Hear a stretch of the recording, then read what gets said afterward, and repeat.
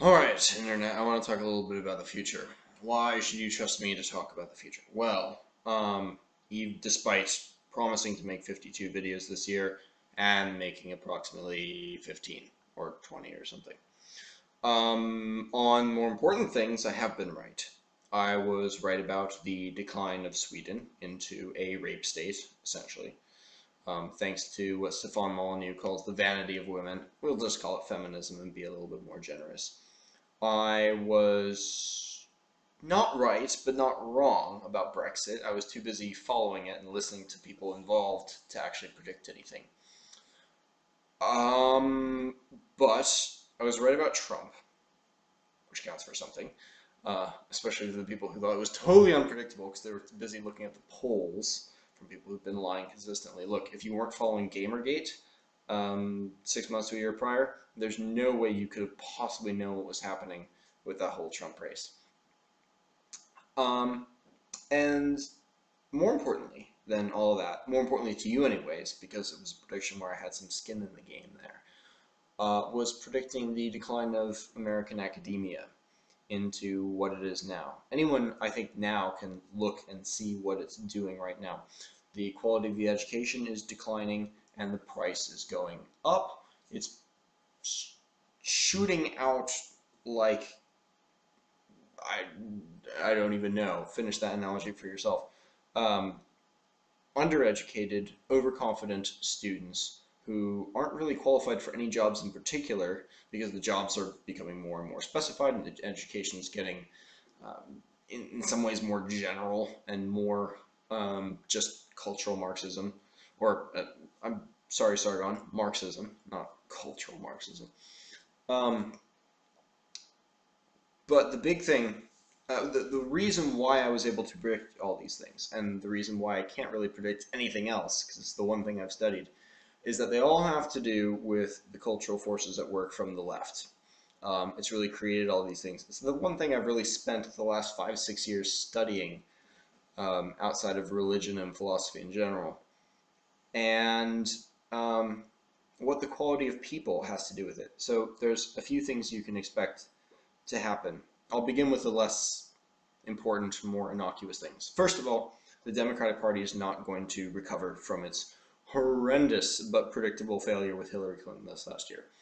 The Democrats are now convinced, shockingly, that they failed because they were insufficiently progressive. They they just didn't lie enough. They didn't manipulate. They didn't double down hard enough. They didn't project onto the other side hard enough. They just need to do it a tiny bit more. Um, this might sound silly, and the progressives I know are screaming, "No, no, it's the evil neocons," and you're right. It was neocons who were taking advantage of you because you were gullible, because you're going for virtue signaling rather than virtuous actions. You believe that virtue and being a good person is about what you say and what you think and not about what you do.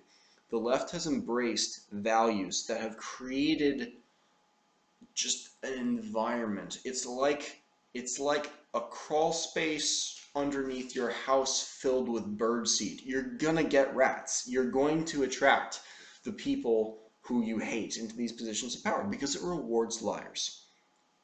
It's the fact of the matter. It's unfortunate. It took me so long to come to terms with this because there's so many people on the left. I'm sorry, who I loved even. I mean, Christopher Hitchens. Just all my current favorite people are, actually right of Genghis Khan or whatever they say. Genghis Khan was a collectivist after all, right?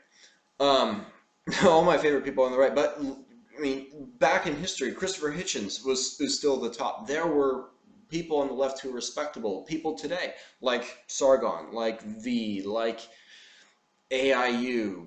Thank you, Devin Tracy, for all your great work, even though I disagree with most of your stuff. Um, there are some good people out there on the left, but they're going to be increasingly irrelevant because the left is going to attract these people. And we can already see this in the way that the DNC is going. They're going to go harder and harder progressive. They're going to go harder virtue signaling, and it's only going to go downhill from there. Watch it happen. I guarantee it. They're not going to go moderate with Jim Webb. Jim Webb would have been a great candidate. Jim Webb probably would have beaten Trump. Almost guaranteed he would have. People said Bernie Sanders might have beaten Trump. It's possible. I doubt it, though. I think a lot of people were getting the sense that Bernie Sanders was a spineless old man who wasn't really in touch with what Black Lives Matter was about. He gave the impression of thinking that Black Lives Matter was some kind of heir to Martin Luther King Jr. and not a terroristic racial hate group. Not that I have anything wrong with hate groups. It's just that is what it is. You'd be hard-pressed to call Martin Luther King a hate group organizer. Which brings us to the second point. You can expect increased racial violence and tension. There was a great article that came out from the Federalist, I think, earlier today or yesterday or something, about the ending of the racial detente. There's essentially an agreement of sorts, a cultural agreement in America between blacks and whites, where blacks said, look, you give us preferential treatment and just sort of constant ongoing reparations for slavery, affirmative action, special privileges in terms of food stamps and things of this sort, and just a sort of a cultural appreciation and uplifting.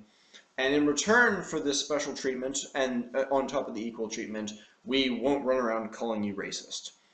And whites said, excellent, we'll take it. Because we really care. We really care. Cared, past tense, I'm sorry, about not being called racist. Well, they broke that side of the promise. And ironically, it was mostly white people in academia who did it, though they taught the black people to do it. And they said, yeah, we'll just break this side of the detente. So an increasing number of people are finally, it's a miracle that this has happened. They're finally, after all this Kantian transcendentalism and John Stuart Millian utilitarianism, they're rediscovering Aristotle. Or they don't know it, but they are. They're rediscovering virtue ethics. And they're realizing, oh, if someone's a liar, I can't trust them. Oh, it makes so much sense. And I mean, we've all kind of known this, but John Stuart Mill was so popular in universities. People just sort of naturally take in this utilitarianism. Oh, I'm going to evaluate every single moral action or every single decision in the moment in terms of costs and benefits, like an economist who have, as the joke says, I think correctly predicted 273 out of the last 5 market rises and falls. So they're getting over that. They're looking increasingly at the media and academics and saying, oh look, they just lie.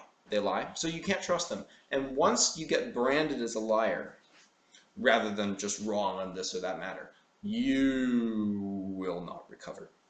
Not to strangers, you won't. Among close friends and family, it's possible. You can come back. You can demonstrate it. But no one else has time for that. No one else is going to wait around to see if you can find salvation in God or in self-flagellation before your black raising racial equalitarian ideology or whatever. So that's over. And you can expect to see a lot more, not the people, more actual skinheads. Now if you're on the left, you've probably been calling or laughing along at someone else who was calling basically everyone to the right of Joe Biden some kind of Nazi or skinhead, or it's just a bunch of racists. It's really, really entertaining as someone who's on the right, seeing all these Democrats trying to differentiate Trump. Oh, he's a real racist. And Hillary Clinton gets up and says, I've had my disagreements with Republicans before, but they were never unfit for office. We had our disagreements, but we could get along. We could work together. Trump is different. He's a real bigot. I'm only about 26 now. I remember watching my dad, watching you, Rachel Maddow, watching you, Bill Maher, whoever it was, on MSNBC, on CNN, listening to NPR, all for 10 years back. Republicans are all racist. They're all a bunch of misogynists. There's a war on women because they don't agree that government money should be going to killing unborn children. There's good arguments to be had on both sides of that. Saying it's a war on women, that's wrong. That's a lie. We all sort of knew it was a lie, but we played along and we pretended like it wasn't a lie as soon as the conversation changed something else. Not anymore. We've rediscovered character, and we've rediscovered moral tribes. You've made it happen, really. So enjoy and get used to calling other people skinheads and Nazis and KKK, whatever, because you're going to see a resurgence of actual skinheads, of real KKK people. And you'll know that they're real because they'll say that they are these things. I have friends who are quite open and proud about being white nationalists, who say nice things about fascism. Expect more of that, especially from the libertarian camp, who's coming to realize that their ideals aren't really shared by everyone else. And they've read Hans Hermann Hoppe. They're looking at physical removal, to use their kind and generous euphemism for what that'll actually be. Not to say that they'll be in power, but just expect an uptick in that and an open racial resentment. Because white people really aren't taking it anymore. They're looking around and they're saying, as the article in the Federalist suggested, everyone else has a racial in-group preference, and if they get an in-group preference and I don't, we lose. That's silly. That's a dumb game to play, and I'm not going to play it anymore. I'm going to have an in-group preference too. There isn't really much you can say in return for that. Because the argument on the other side, the people from like Tim Wise and basically every European politician out there except for Geert Wilders and Nigel Farage, is basically, aren't you, you can't wait. We're going to exterminate you and it's going to be great. We're going to have a less white society. Okay, if you want a race war, that's how you start it. And sadly, there's probably going to be a race war or a civil war of some sort. Maybe not an open one. It's probably going to be a fourth generation war, I think is the term. It's the model of Gamergate. It's the model of Trump support, actually. A very decentralized, headless hydra that you can't actually kill. It's sort of what the Taliban was doing in Afghanistan, actually. Even they had more organization, though, than what we'll be seeing in the future. Just urban guerrilla war, not going to be pretty. Now, that's not for 5, 10, maybe 15 years out. But it's not going to happen suddenly either. You're going to see more conflagrations from Black Lives Matter, more fights between Antifa and openly fascist people, and the police are going to take the side of the fascists, not because they're fascist, but because the Antifa are even more fascistic than the fascists themselves. Orwellian doublespeak is here, and they are wearing high heels, men wearing high heels instead of boots.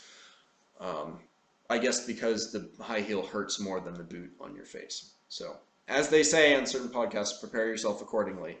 Cheers and welcome to the new American century.